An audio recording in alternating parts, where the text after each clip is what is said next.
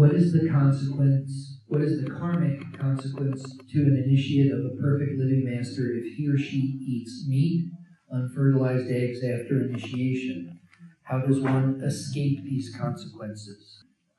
What is the karmic consequence to an initiate of a perfect living master if he or she eats meat, unfertilized eggs after initiation? How does one escape these consequences? The consequence is not in the eating of the meat. The consequence is not following what the master said. I think eating meat is not such a bad thing as disobeying a master. So when I am today vegetarian, various reasons. Most important reason, number one, my master told me.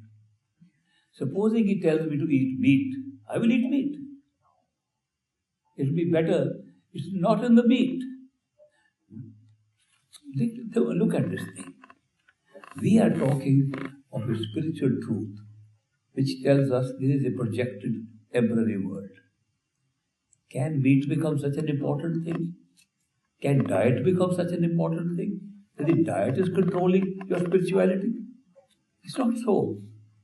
It is that in this state, a certain diet is useful for meditation. And when a master says, follow that diet, what he says follow is far more important than the diet. So therefore the consequence is not of the meat or the eggs or whatever. Consequence is that you have not followed the master's wishes. One of the big things that happens to a person who is in love, he does not want to displease the beloved. And if we are in love with the master, we don't want to displease the master. It's a huge thing not to displease the master. Remember again and again the story of Bulle Shah, that great mistake. How he had a wedding in his family and he invited his own master, Inayat Ali Shah, to the wedding. Inayat Ali Shah was busy, he could not attend the wedding. So he asked one of his servants, will you please go and represent me in the wedding? So the servant of Inayat Allah went to the wedding, said master could not come, I have come in his place. But the family of Bulle Shah said he's just a servant, and servants were put separately, not attending the main wedding party. So he was seated with the other servants of the family. And so when he came back, Inayatullah asked him, did they treat you with respect because you were representing me? He said, no, they put me with the servants. He said, they should have realized that when I send you as my representative, you are representing me. So what they do to you, they are doing to me. It was not nice.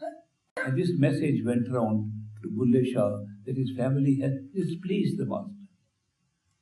And he cried and he cried and he said, the worst thing could have happened. I displeased my master. And he wrote the most poignant poetry of his life during that period.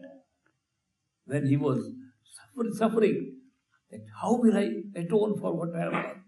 He did not really do. His family did it, but he could have stopped it. He felt he was responsible for displeasing his master.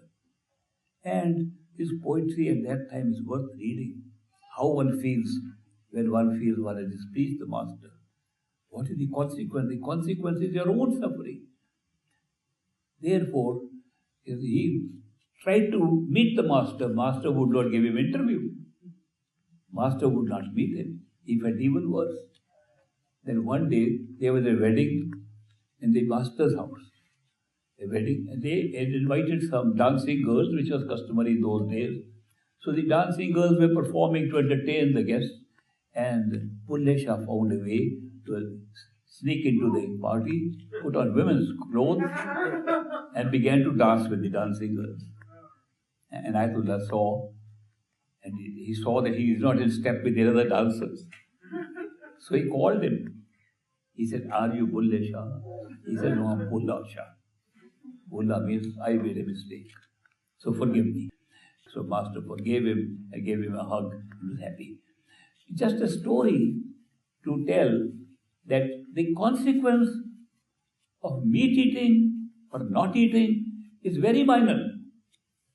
But the consequence for your own self of displeasing the master is very high.